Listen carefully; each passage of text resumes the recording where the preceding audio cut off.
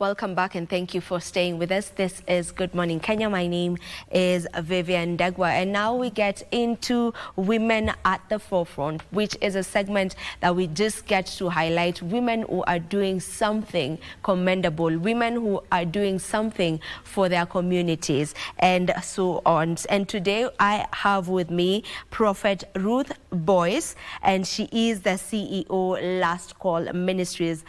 Prophet Ruth has a program that supports widows and orphans as well, and she'll be telling us more about that. So welcome to the show. Thank you. It's a pleasure to have you. Thank you. Thank you for the invite. I really appreciate all this. All right, so if we can just start by getting a backstory of just who exactly Prophet Ruth is, and why you're in Kenya, and how you got to Kenya. Okay, so I about almost 7 years ago now, June will be 7 years for me, I was sent here by the Lord to give the message of the rapture to Kenya, to Africa, and all around the world. That was that was what the Lord told me to do. So I was anointed by the Lord, and He taught me and trained me for quite some time about the rapture and about what was coming for the church and how the church needed to be ready. So He sent me at that time to come and give that message. And so almost 7 years ago now, I came and I met a gentleman named Bishop Peter Simiu, and we've been working together. I came with my husband and my daughter and myself 7 years ago this June. But my husband died a year and a half ago here, so that was really tough. But now we walk together, and I have my team, and we go and we preach the gospel and get the word out to people and try to help people as much as we're able to. We try to do whatever we can. All right, I get that now. Just what exactly would you say inspired you or prompted you to start working with the community? Because, you know, with this program that you have of where you support widows and orphaned children, just what got you into it?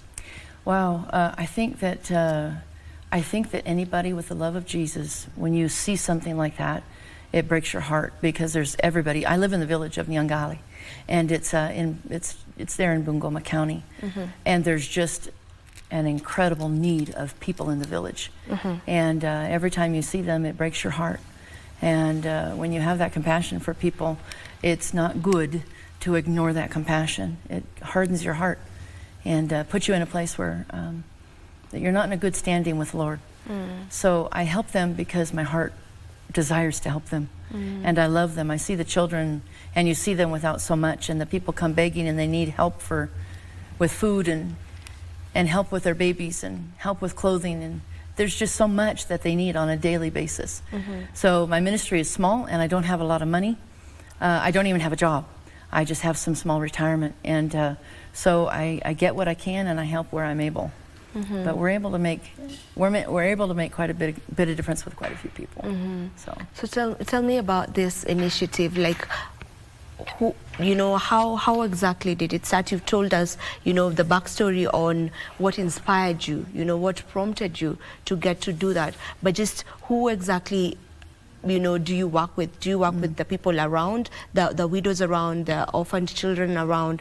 Do you also reach out for, you know, people outside the community you're in right now? Just tell us more about that. Okay, for me, what I do, because I don't have a lot of money, I help the community where I'm at, the area where I'm at. I have a church down the road where I'm at, and then we have another church that's about a half-hour away. And so within those areas, those villages, within a few miles of each other, we've helped quite a few people. Even people that lose their shops, people steal on them, and people that are within the community. And if we have the monies, we have helped to rebuild the shops. We've helped to give them back supplies. We've helped people in the hospitals. We've helped so many people. And it's within that area that I'm at. We don't have the finances right now to be able to reach out and help everybody everywhere. But if somebody comes and says that they need help, we do our best to see what we can do. So, what would you say are some of the most pressing needs around the area? Around our area now, there's no good water ever. People are always sick with typhoid continuously, and it's very difficult because when you're in the village, you see these things happening, but when you go into the town says, no, there's no typhoid in Kenya anymore. But I had to tell the hospital, I said, you guys need to go into the village. You need to see what it's like in the village, because people are suffering all the time. People are dying from typhoid. And me, myself, I've had malaria and typhoid so many times you can't count. And it can make you very, very sick. So typhoid is a real big problem with the people. There's no good water where we are. And we bought a government line. The ministry paid for a government line to have the water come in, because people, when there's a dry season, people can't get that water. So we put in a government line, but the government line is the worst water we've had. It's so bad. It's so full of so many micro germs and plant life and other things. We've had it tested, and it's in real bad shape. So we use it for washing. We use it for doing our clothes, but we've been buying our water as much as we can, but we can't buy it for the village. So it's very expensive to buy it for the village. So I would say the water is one of the number one things. Electricity, we just got that one not 2 years ago, maybe where we are, but around the area, there's no electricity in most places. People can't afford it, so they live, very poorly. And food for people. We've had some illegal activity happen in our area, and because of it, they've taken a lot of jobs away from our neighborhood and surrounding neighborhoods where we are. So the people are starving even more now than they ever were. They're not able to go and get these jobs themselves. They're not able to go and sell rock like they used to sell, because that was their livelihood. That's what they did. And these jobs, there's just so much illegal activity there, and it's a real problem in our area. So clothes, everything, medical, you name it, there's a real problem in that area. Yeah. Maybe one would ask, why leave, you're from America, why leave America, where sometimes it's considered like it's the dream, dream destination for many people. They call it the American dream, in quotes. One would ask, why leave that, come to Kenya and go to an interior place? Again, it was the calling. I've been a Christian all my life. I'm 62 this next month. And I've been a Christian since I was 5, and I've been in love with the Lord. And when you're in love with God, you just have a compassion for people. And you go where God says go, and you do what God says do. And this is why I'm here. And I loved America. I still love America. I had a beautiful home that we had purchased. I was married for 39 years. I had to sell my home and my vehicles, and I had to give everything I had in my home of 39 years away. We had no time to sell it. God said, you go now. So that was a real hard thing to do, because that was my memories, that was my life. That was everything that I had gotten from my children. So coming here and then living in the village, I just said, yes, Lord. I've had my times of crying. Believe me, I've cried. I have cried. It's been very hard. But you just have to humble yourself and say, okay, God, these guys have it worse than I do. I can still go back to America, and I can still buy the things that I need when I'm there, if I have the money. But these guys are so poor in so many ways. It's not like it is here in Nairobi. It's the village is very poor. It's very down, and life for people. The word that you can use for these people is despair. There's no hope every day. So you only offer them God, and you realize no matter what I had back home, you look at them and you say, I still have it better. I still have life better. You mentioned it's a village in Bungoma. Which village exactly? And maybe just who would you call upon to come on board and just help with some of the challenges that you've mentioned? Who would I call upon for what? Who would you love to call on board, with just helping with some of these challenges that you've pointed out? Okay.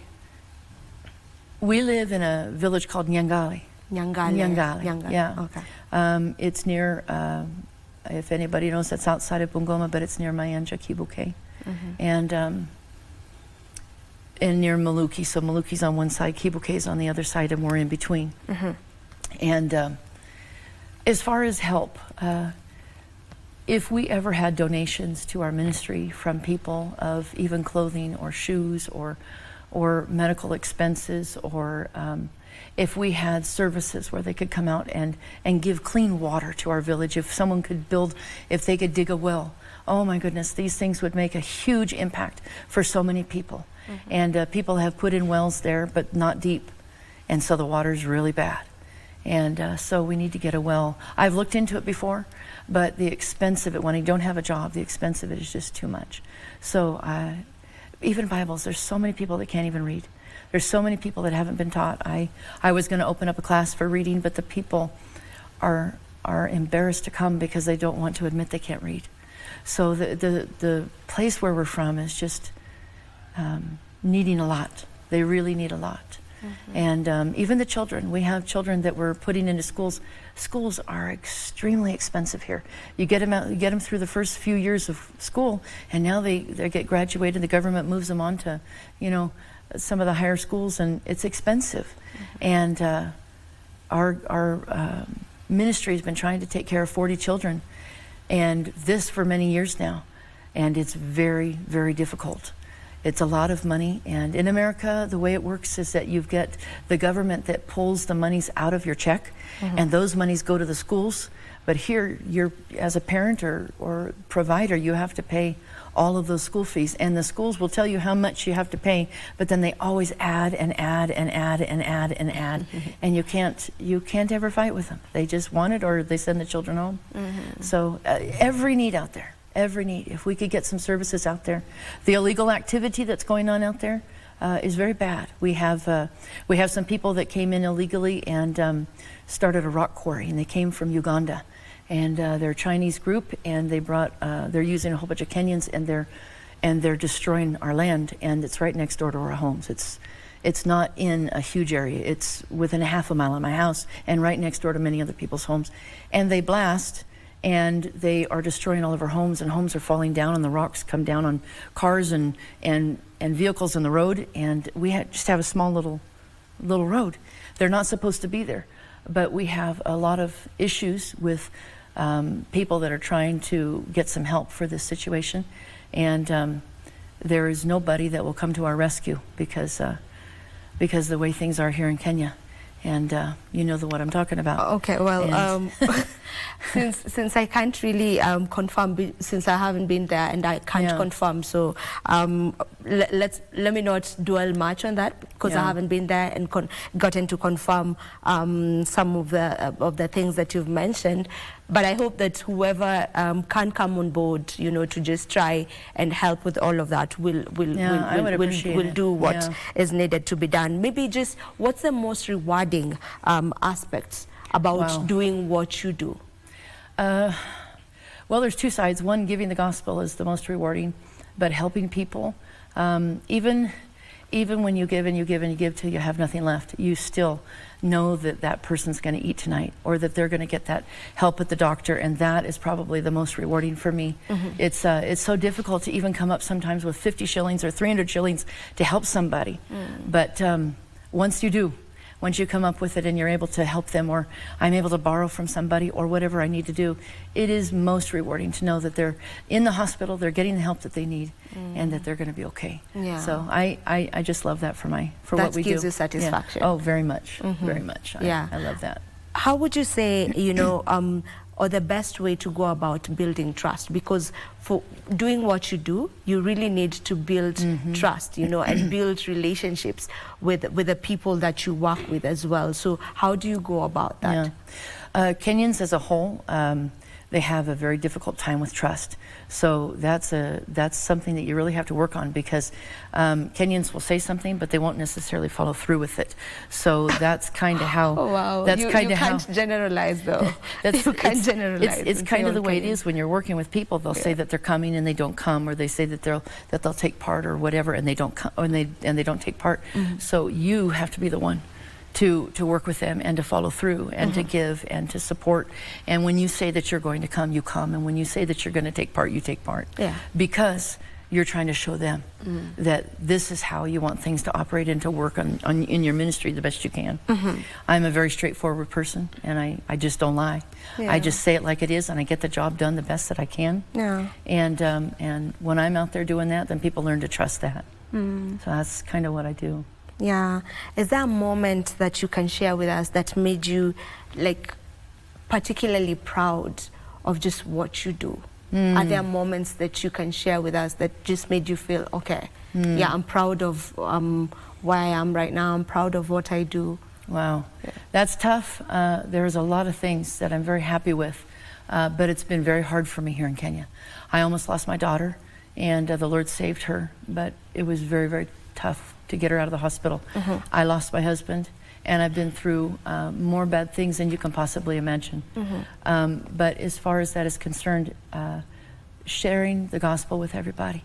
And when you lay your hands on people and people can walk, or the tumors fall off their face, or their ears are opened, or they can see, that is the most rewarding. When you pray for people and you see God come through for them, you see that person has the faith to believe, and you just walk away and you say, thank you, God. And then with the people, everything is a victory, because you overcome everything to be able to make something work. And so for me, it's just been a victory for everything. But the most rewarding, I would say, is preaching the Word of God and watching when God heals people. I would say that. How would you measure the impacts of your work? I don't know. Yeah. It feels very small, because I feel like a drop in the bucket compared to what Kenya needs. But I know I'm growing, and I know that if I wasn't here, there would be a lot of people that would not get help. And I sometimes look at it like that one, because sometimes I feel like I'm accomplishing very small things. But I know that if I was to go and not provide, there would be a lot of people that wouldn't have, including medical, because we pay a lot of medical for a lot of people. Yeah. Yeah. Okay. Is there any maybe advice that you would give to someone who would be interested in also doing the same work of, just working with the community, trying to help, the less fortunate? Is there any word that you would love to give them for someone who's looking to get into doing such? I'll tell you, if they could recognize the need, and if they're looking for that, just step out. Step out in faith and take your resources and do what you can. Don't ever think that what you have is too small, because what I have is very small. But we can make a difference, and we can change somebody's life today. And if they can step out and just use a little bit, God rewards, and He brings more, and He brings more, and He brings more. And looking at the face of that person. I have a young girl that comes to my home, and she sells pieces of fruit to me. And she has a pawpaw tree, and she grows them. Her father just left all the children with the mother, and they starve if they don't sell that fruit. And I can't eat what she brings all the time, because it's just me. So I'll take a little one, but I have been giving it out to the families. I buy it from her, and what I buy from her is about 100 shillings or 50 shillings, sometimes 120. But I always give her 200 every time, so that she can just go and get some food that day. And when you see her face, and you see that smile come, it's like all of a sudden life is good for her. And that's what it's all about. And you just want to make that difference. So for the people that have it in their heart to come and to provide, even for my ministry, if they have anything that they can give for my ministry, even blankets and things like that, people are always in need. And if they want it to work like that, just do it. Just step out. Just believe God, step out and do what you can. Yeah. I have a website. They can reach us through email on that website, and they can talk to us through there if they want to. You can share the website. Yeah, it's The Last Call Ministries, INTL, so it's international. The Last Call, and so just to be able to bring something to the people. They wake up every day, and they call themselves Christians, and they want to go to church, and they want to worship God, but the need in the heart is so bad. The need in the community is so bad that they are looking for something more than they want to go to church right now. They're looking for food for their babies or medicine for their children. So I think that the best thing is to be able to reach their hearts and to be able to give them what they need, and then we can open up the gospel to them. And that's kind of what some of my motive is. Sometimes when I go and I preach at places, I don't have much money, and the churches all want me to give and give and give and give and give to help them, and I don't have that kind of money to give. They want me to feed everybody for all these days of my preaching. So we do what we can, but I generally don't have that kind of money to be able to feed everybody all the time. If I did, I would do it, but I don't. So well, if I go for 3 days, we might pay for one, and then let the church pay for, come together and pay for one. But we look for that need, fill that need as much as you're able to, and then we can reach the heart of the people. You can't really reach them unless you satisfy what they're longing for, and then you can talk to them about Jesus, and give them something that's going to be lasting. That old adage that they say, you can teach a person to fish, and they can eat Give for a them lifetime, fish or them you how can to- give them a fish, give them and a road. you would have to continue to do it every day. Yeah. So I would rather teach them to fish, and so you give them the fish, and then you teach. So that's kind of my method of what I do. Yeah. Yeah. So with the program that you do, could you tell me about the program? You mentioned you have 40 children that you see through school, that you're taking them through school. Just tell me about the program more about. Well, the children are local children to where we are, and some ministry children where we are. I don't have monies for all of them right now. I'm 6 children short, and we had our house broken into, and a lot of my money was stolen. And because of it, the money for the children was taken. So we have many of the children that are going to be going, but there is a lack right now of 6 children, and but these children are local children there, and and the widows and orphans are local to that area. And we even have a program for the children in church, where when they come and they have their babies, and we try to help them, give them mattresses and things of that nature. And other things we do for people are, I bought a sewing machine for a woman who needed to make money, and she was trying. So we tried to get a business started for her, and we bought her, not just a sewing machine, but the scissors and the threads and the materials and all of those things. So it's just basically something we do from our heart. It's not something that I have, strategic measures on. It's got to be this way. We look for the need, and we try to fill it the best that we can in our local area. All right. Maybe what would be your last remarks? Wow. Maybe if there's just anybody that's willing to give, that's willing to step forward and to help in the ministry with any types of giving, or if they want to step out themselves, like what you were talking about, I think that would just be wonderful if they could do that. All right. Okay. Thank you so much for joining us, Prophet Ruth, and keep doing what you're doing. Thank you. All right. This is where we end this conversation, and this is where we end Good Morning Kenya for today. Thank you so much for staying tuned. My name is Vivian Degwa, and right now I will leave you with the weather updates.